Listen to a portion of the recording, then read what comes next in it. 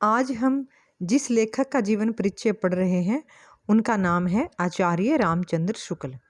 आचार्य रामचंद्र शुक्ल जी हिंदी के प्रमुख निबंधकार और आलोचक रहे हैं। उन्होंने अपनी अमूल्य रचनाओं से हिंदी साहित्य को उन्नत किया है। आचार्य रामचंद्र शुक्ल का जन्म उत्तर प्रदेश के बस्ती जिले के अगोना नामक गांव में सन 1884 ईस्वी में हुआ था और इनकी जो आरंभिक शिक्षा है वो मिर्ज़ापुर के जुबली स्कूल में हुई।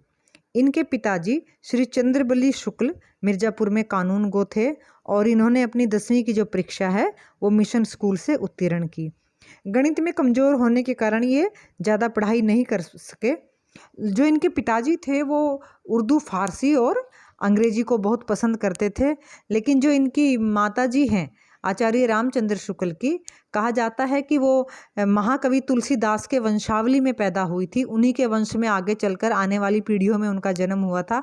इसलिए जो साहित्यिकता है वो शुक्ल जी को विरासत में मिली है और साहित्य के प्रति जो उनका प्रेम है वो शायद उन्हें अपनी माताजी से मिला है जो तुलसीदास जी के वंश में पैदा हुई थी। आचार्य रामचंद्र शुक्ल ने अपने जो विलक्षण जो उनका काव्य है, उनकी रचनाएं हैं, उनका लेखन है, उनके निबंध हैं, उससे हिंदी साहित्य को उन्नत किया है। उन्होंने अनेक कहानियाँ, कविताएं, निबंध व नाटक आदि की रचना की और 19 वर्षों तक ये जो काशी नागरी प्रचारिणी जो पत्रिका है उसका संपादन भी करते रहे। और कहते हैं कि शुक्ल जी जो है वो हृदय से कवि और मस्तिष्क से जो थे वो आलोचक थे। वैसे वो जीवन भर अध्यापक रहे हैं, उन्होंने अध्यापन का कार्य भी किया है और हिंदी साहित्य को उन्नत करने में इनका बहुत बड़ा योगदान है और हिंदी साहित्य में इनका एक अक्षुण्ण स्थान है और इनकी विलक्षण प्रतिभा के कारण ही इनके समकालीन हिंदी गद्य काल को शुक्ल युग कहा जाता है। सन 1941 ईस्वी में आचार्य रामचंद्र शुक्ल जी का स्वर्गवास हुआ।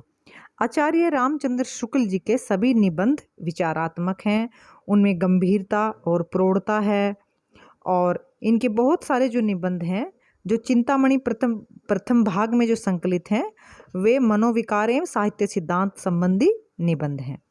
और शुक्ल जी की जो प्रमुख रचनाएं हैं उनमें हैं तुलसी ग्रंथावली, काव्य में रहस्यवाद, कल्पना का आनंद, भ्रमर गीत सार, जायसी ग्रंथावली, सूरदास, अभिमन्युवध, रस मीमांसा, बुद्ध चरित, हिंदी साहित्य का इतिहास व चिंतामणि जिसके 3 भाग हैं। चिंतामणि जो इनका ग्रंथ है उसके 3 भाग हैं। आचार्य रामचंद्र शुक्ल ने सभी निबंधों में अपने मौलिक चिंतन को अभिव्यक्त किया है। सन 1941 में आचार्य रामचंद्र शुक्ल जी का निधन हुआ। आचार्य रामचंद्र शुक्ल के साहित्य की जो विशेषताएं हैं उनमें प्रमुख है मौलिकता। मौलिकता इनके निबंधों की प्रमुख विशेषता है।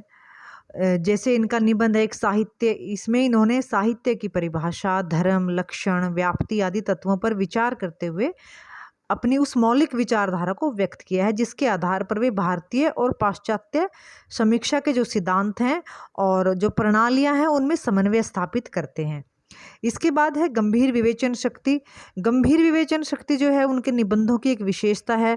शुक्ल जी जिस विषय पर भी लेखनी उठाते हैं उसका वे एक गंभीर विवेचन करते हैं। जिस प्रकार से उन्होंने कविता के संबंध में कहा है कि जैसे आत्मा की मुक्तावस्था ज्ञान दशा कहलाती है, उसी प्रकार हृदय की मुक्तावस्था रस दशा कहलाती है। हृदय की इसी मुक्ति साधना के लिए मनुष्य की वाणी जो शब्द विधान करती आई है उसे कविता कहते हैं।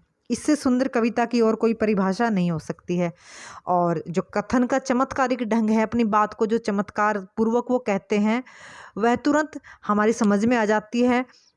वो अपनी हर बात का एक अध्यापक की तरह उदाहरण देकर उसको प्रस्तुत करते हैं और चमत्कारिक ढंग से जो उनकी बातें हैं, जो उनके संस्मरण हैं, उनकी जो लेखनी द्वारा जो चीज़ें रची गई हैं उनको पढ़ने में मज़ा आता है और कहीं कहीं बिल्कुल रेखा चित्र की तरह हमें आनंद आता है कि जैसे वो हर घटना हमारी आंखों के सामने उपस्थित है।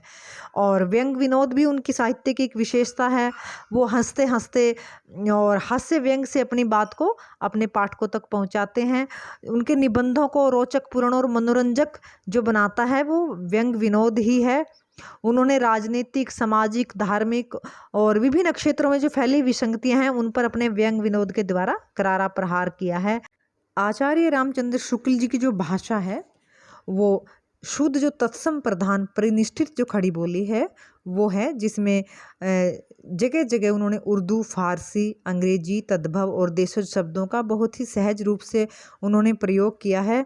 और उनके जो निबंध हैं, उनका जो साहित्य है, उसमें प्रौढ़ और प्रांजल भाषा का प्रयोग किया गया है। उनका शब्द चयन, उनकी वाक्य रचना और जो उनका सादृश्य जो विधान है, व्यंजना शक्ति है, इससे पता चलता है कि उनकी भाषा पर कितनी पकड़ है और वो भाषा में कितने निपुण हैं।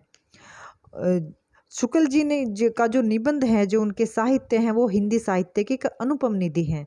उसमें गंभीर विवेचन के साथ साथ जो हास्य, जो व्यंग है, जो विनोद है, दोनों का मणिकांचन का एक संयोग मिलता है।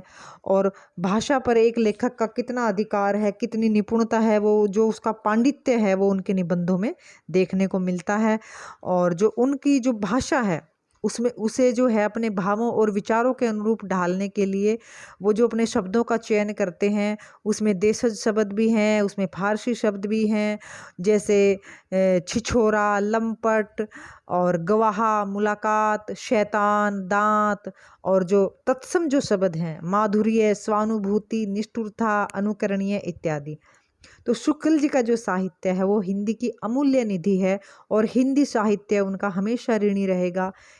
उनकी रचनाएं हिंदी साहित्य की अमूल्य धरोहर हैं।